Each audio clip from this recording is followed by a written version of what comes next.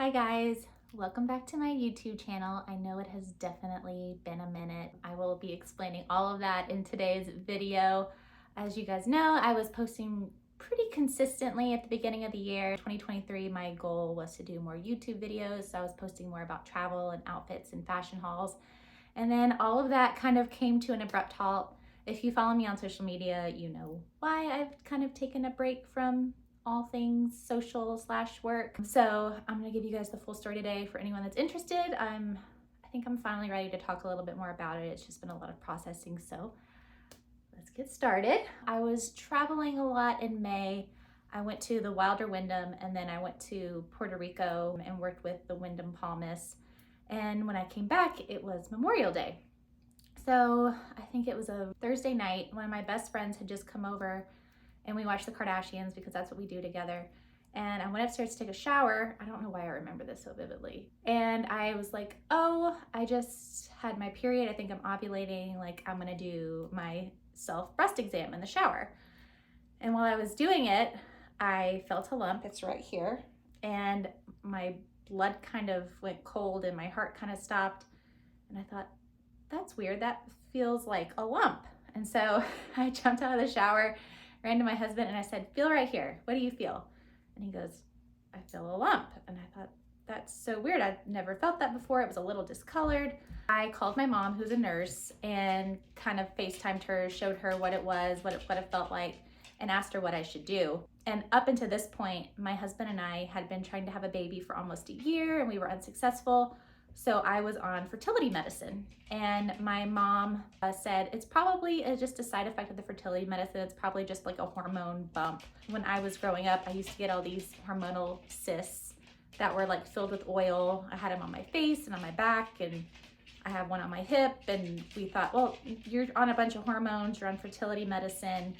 It's probably just that. And if you hear click-clacking of nails, my dogs are coming in and out of here trying to figure out if they're gonna stay in here with me or if they're gonna go somewhere else. So sorry about that. But I said, you know, it's probably just hormonal. It's gonna go away. I'm 33, I'm active, I'm healthy. I've never had any problems like this before. Like, it'll just go away. And my mom was like, just for peace of mind, go to the doctor, have her check it out, just see what she thinks, and we'll kind of go from there. And I didn't want it to feel like I was worrying and being like kind of like a hypochondriac, you know, being like, well, there's smoke, there's a fire. I did what my mom said because, you know, moms are always right. I got in with my doctor pretty quick. I think it was within the week. And my doctor felt it and said, oh, it's movable, it's kind of squishy, it's probably nothing. Your mom's BRCA test came back negative a couple years ago. You have no immediate history of breast cancer or ovarian cancer on either side of your family. So it's probably nothing, but let's get you to a mammogram just in case. They were able to get me in that day. So I went from my doctor to a mammogram, my first mammogram, and it doesn't hurt. It's just uncomfortable. It really they really get in there. I did the mammogram, and then they kind of called me back for an ultrasound after, because they were like, oh, you're fine. And then they started looking and they went, let's go get an ultrasound. Let's get a kind of more of an in-depth look. So they did the ultrasound and they were like, we're seeing a lot of dense tissue, but we're also seeing some things that are a little abnormal. So let's get you in here for a biopsy. A week later, I went in for a breast biopsy. Everything went fine, and I had it done on a Friday, and the weekend was just awful. I was checking my phone every 5 seconds, seeing if my results had come in. I was just stressed. I wasn't eating. I wasn't sleeping. I was just so worried. And I just kept thinking in my mind, like, there's no way that this is cancer. There's no way. And then Monday afternoon, my results came in, and I had dual invasive carcinoma, kind of in a state of shock. Told my best friends and immediate family, and I think they were all kind of shocked too, because we all thought that there was no way that this would happen. The next couple weeks were just a blur of just being like, I feel healthy, I feel perfectly fine. This has to be some kind of mistake. Like, is Ashton Kutcher around here? Because I'm pretty sure I'm being punked. It was also a lot of doctor appointments, trying to figure out next steps, what the next couple months were gonna look like. A lot of doctor's appointments and a lot of people telling you things.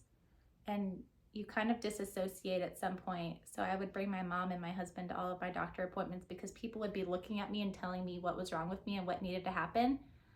And I would just, my mind was just not there. I was just in a completely other place. I don't know where I was. Hopefully I was like in Greece or something, but I would just look at them and just not understand anything that was coming out because I'm like, it just feels so surreal. It feels like a dream. It's like an out of body experience. Like you're hovering above the room, watching these doctors talk to you about what the next 6 months of your life is going to look like. And you're just like, there's no way.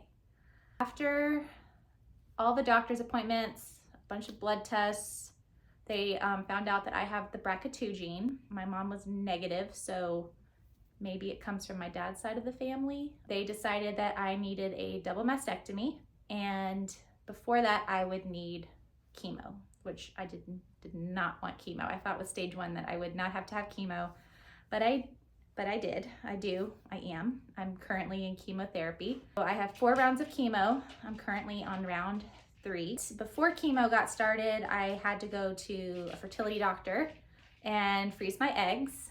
And while we were in the process of egg freezing, found out that my left ovary has a softball size cyst on it, and I have stage 4 endometriosis there. So that's why I was having such a hard time getting pregnant. They could only take eggs from my right ovary, but we got 8 eggs from the right ovary, which was great. And then the hard choice comes too with, well, the left ovary definitely needs to be removed, but are you gonna take the right one out as well? So I'll cover that a little bit later. I got my 8 eggs, and then 3 days later started chemotherapy. My first round of chemo was fine. I had kind of minimal side effects. I think my worst side effect was the bone pain that comes a couple days after, and just fatigue, just feeling so tired, so drained.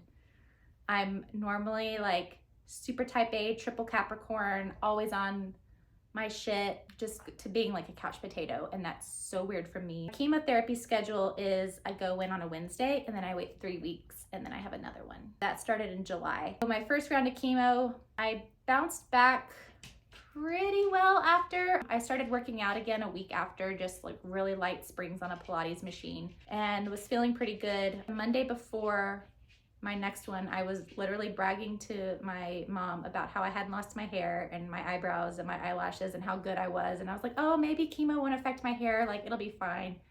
The next morning, woke up, my husband and I were covered in my hair. It had come out during the night. It came out in a matter of just 2 days. It was pretty much gone. One of my best friends came over and shaved her head with me. I didn't post about that because it was just a really private, beautiful moment between me and one of my best friends for over 20 years. She did it with me, and it's something that I will never forget. It was just one of the most beautiful things that anyone had ever done for me. So lost my hair, and so I'm wigging out for a while, having some fun with it. I got some different colors. I had my eyebrows microbladed, so when my eyebrows started falling off a couple weeks later, it still looks like I have something, and then I've just been wearing lashes when I go out. My second and third chemo, it progressively gets worse each time. The third one was pretty rough, just nausea, fatigue. The bone pain is the most random thing. Another weird side effect is I have lost my sense of taste. I don't taste anything, and certain foods that I like loved before don't taste good right now. Like I love coffee. I want coffee more than anything in the world. It's like the one thing I cannot live without. And it tastes so bad to me right now that I have to put so much sugar in it. I'm not normally a huge sweets person, but I want everything sweet. So that's so bizarre for me. My last round of chemo is at the end of September, 4 rounds. And then the real fun starts in late October, early November. I'll have a double mastectomy and reconstruction done at the same time. And that recovery time is about a month long. A month after that, I will have the surgery on my ovaries. So I'm going back and forth on whether I want both my ovaries taken out or just the one. As I said before, my husband and I were trying to get pregnant. We have the eggs. You can still carry a baby with IVF in your uterus without having ovaries. They would just have to regulate your hormones a little bit. I really don't know how that works with IVF and trying to get pregnant. That's a question for me and my fertility doctor for another day that will be coming soon. And after my ovary surgery in December, they'll come back, see if I need radiation or any more reconstructive surgery. So my mind right now is just trying to get to Christmas. That has been my thing from the beginning. I just have to get to Christmas. It's just really surreal because I'm like, I'm a normal 33-year-old. I'm healthy. Everything's been normal in my life leading up to this, and now it's like everything has completely changed. So the thing I'm struggling with is, how do you live with cancer after it's gone? I'm a worrier, and I just feel like I'll be worrying about whether it's come back for the rest of my life. But my husband has been absolutely amazing. He's been so supportive, been there every doctor appointment, every step of the way. Our moms have been amazing. His mom has come up for every chemo treatment from New York and stayed with us for a week to help with the dogs and laundry and cooking and cleaning and all the things that I can't do right now. And then my mom has also been amazing since she lives here. She's been popping in and out. She's come with me to almost all of my doctor's appointments, held my hand, taken care of me, rubbed me, held my hair back if I was sick. If I can say one thing about this process, it is to go get checked for every lump and every bump, especially us girls. Go and ask for a mammogram, ask for a BRCA test to see if you are positive or negative, and if you need to take precautionary measures.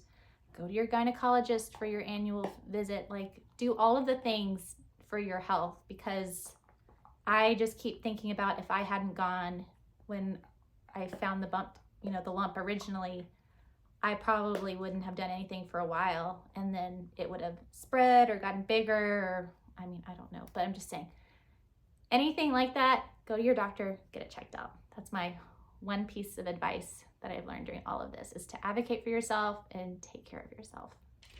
So that is the big life update. I'll probably update you guys again at the end of the year after all of the surgeries and let you know how everything's going. If you want more updates and more real time on my breast cancer journey, you can follow me on Instagram. I post, not everything, but I post a lot there in real time, so you will be in the know about everything. And again, thank you all so much from the bottom of my heart for all of your kind comments and well wishes. It means the world to me, and I love you all so much. Until next time.